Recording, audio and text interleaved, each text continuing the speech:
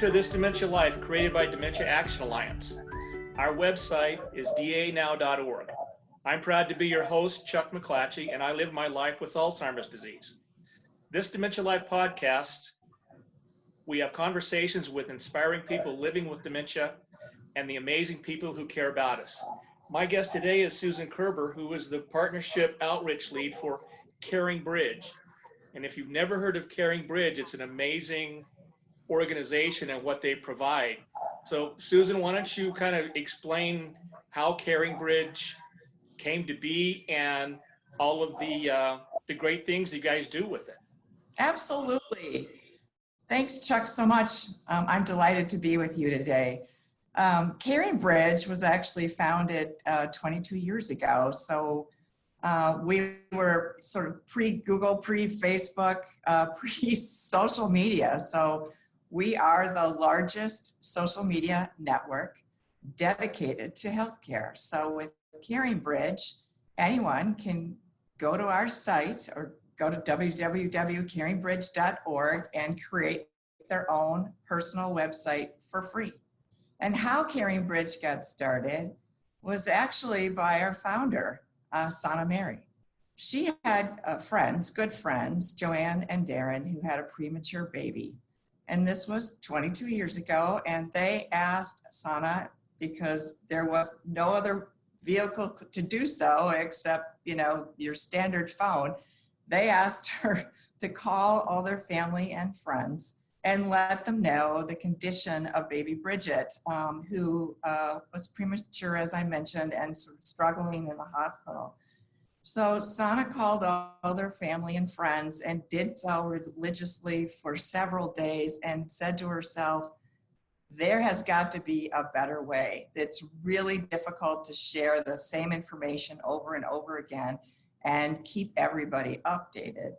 So she had a technology background, and she went down to the basement of her home and she created the first CaringBridge website.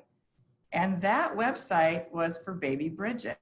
And so the bridge in CaringBridge is the legacy of baby Bridget. Unfortunately, she only lived 9 days, but her parents, Darren and Joanne, have stayed with us all these years.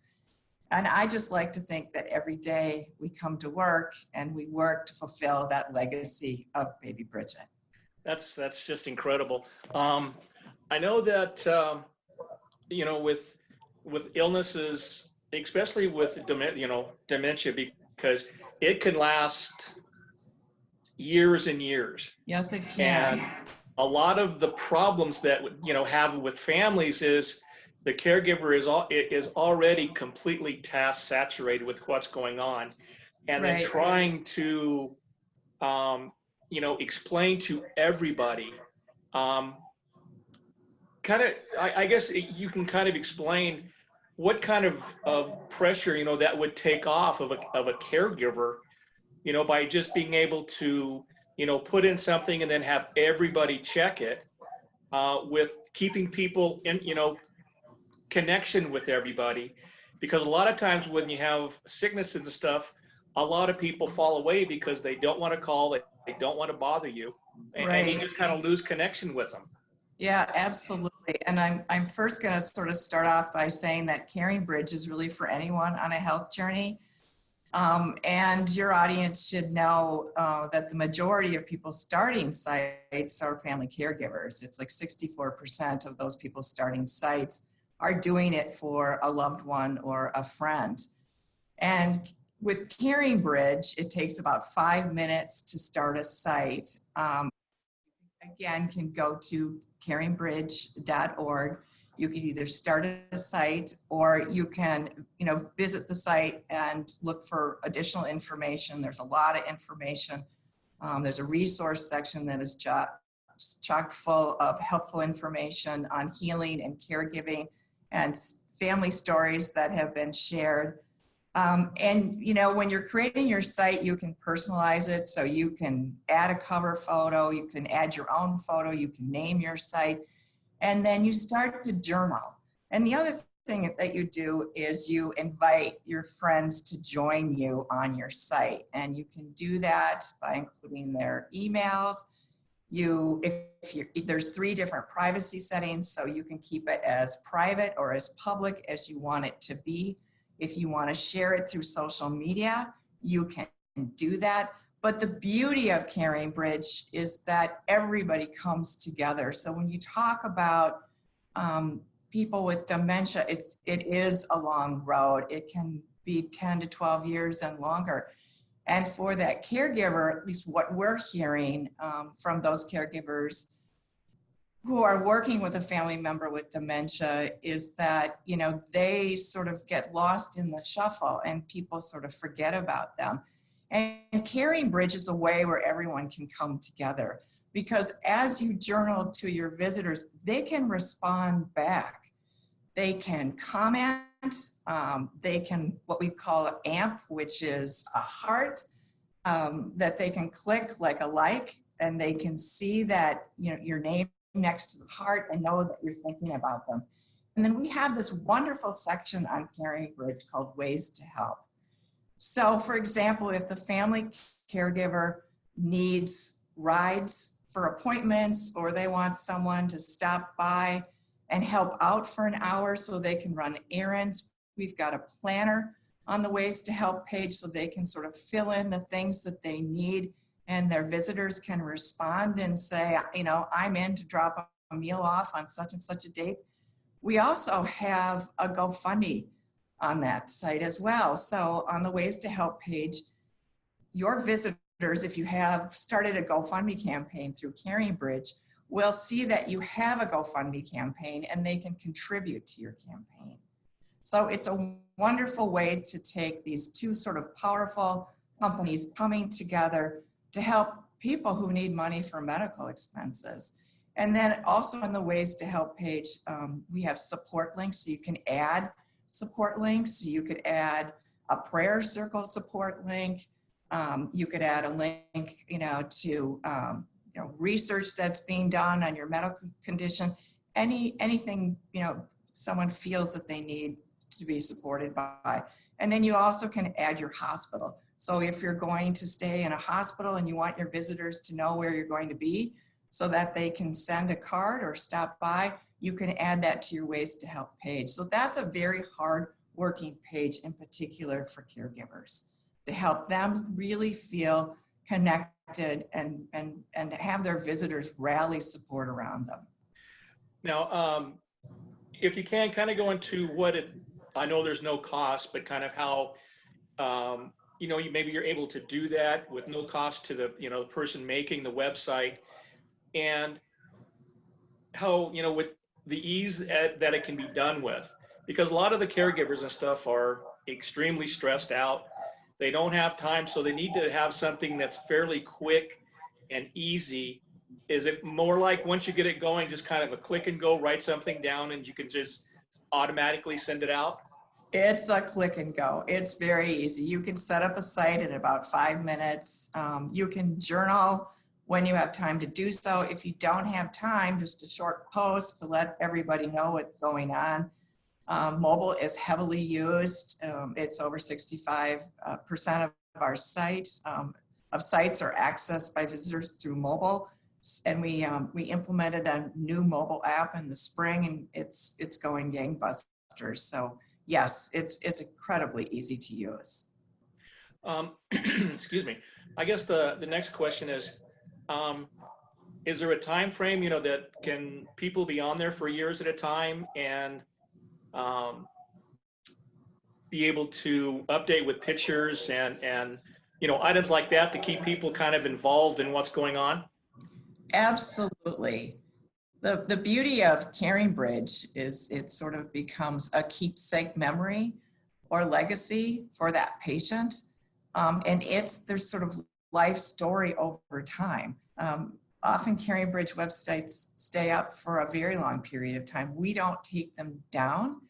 So, I mean, there are sites that are 20 years old that people can go back and look at if they choose to.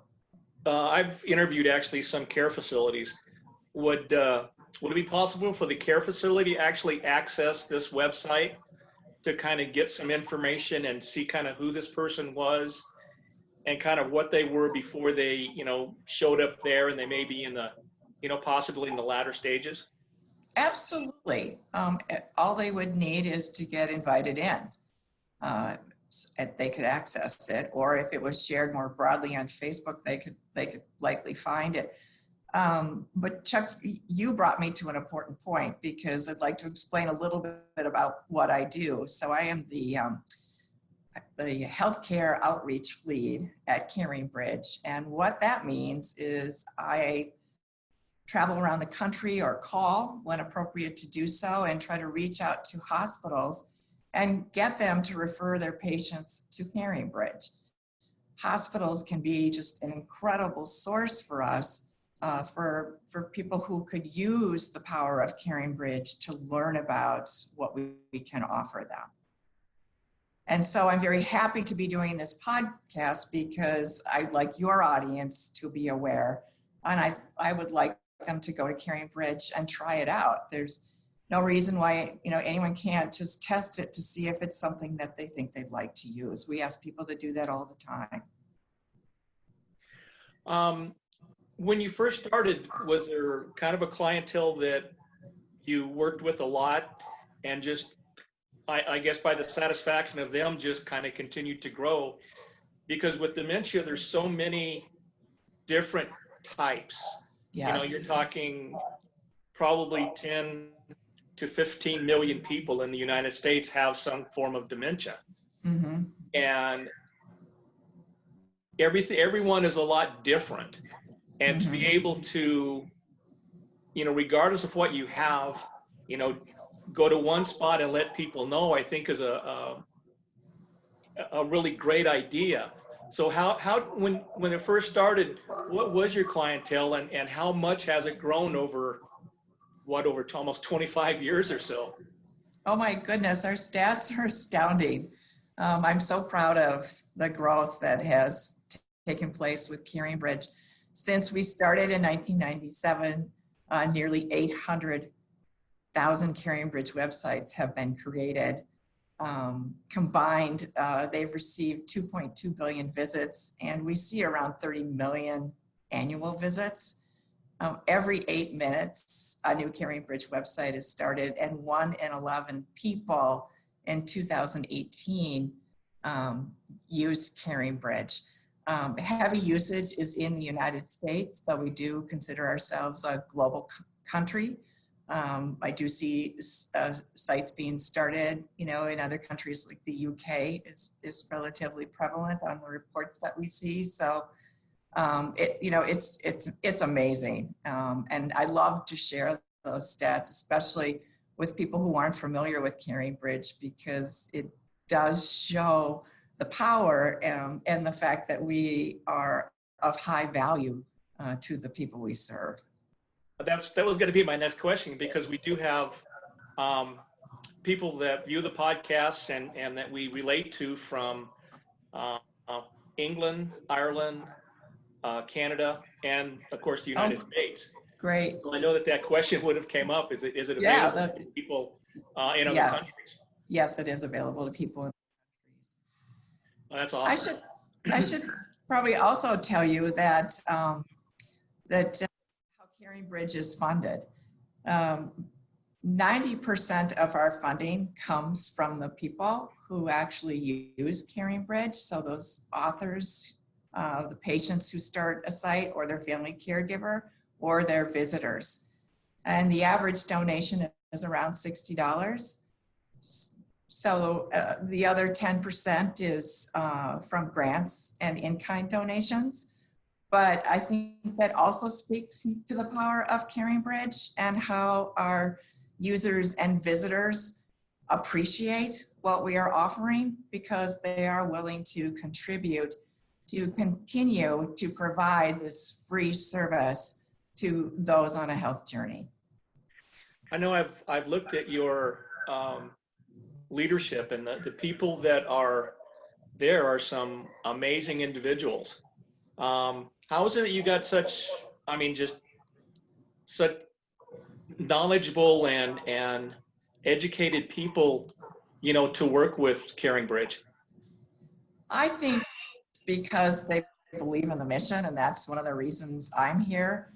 I had a pretty healthy job in marketing communications, working for some of the lead agencies here in the Twin Cities. But after a while, you just get to a point where you just feel like you need to give back.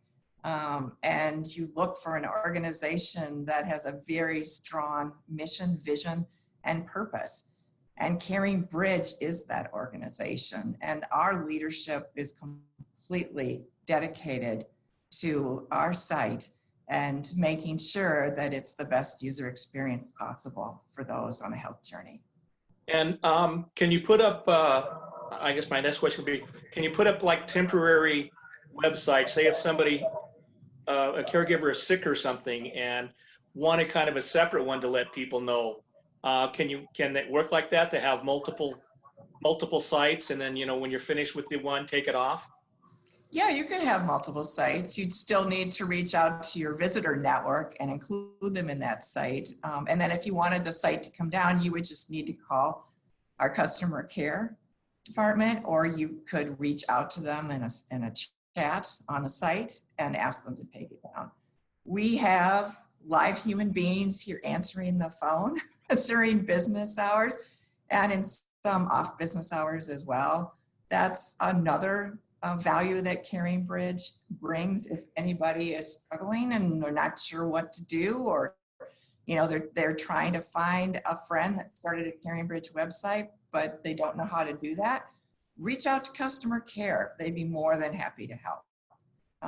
They've even talked people through how to start a site if they're not that familiar with digital technology and they're a little stuck. But honestly, very few people call, because we have people in their 90s that are starting CaringBridge websites. That you read my mind, because that was going to be the next question. If somebody wants to get on and really isn't, or kind of afraid to do these things, is there care and stuff that they can access, whether it's chatting with somebody or actually a phone call or something, to assist in the website up and running?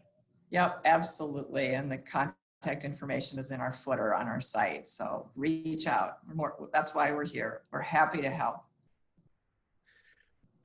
Well, why don't you tell us a little bit about yourself? What brought you to CaringBridge?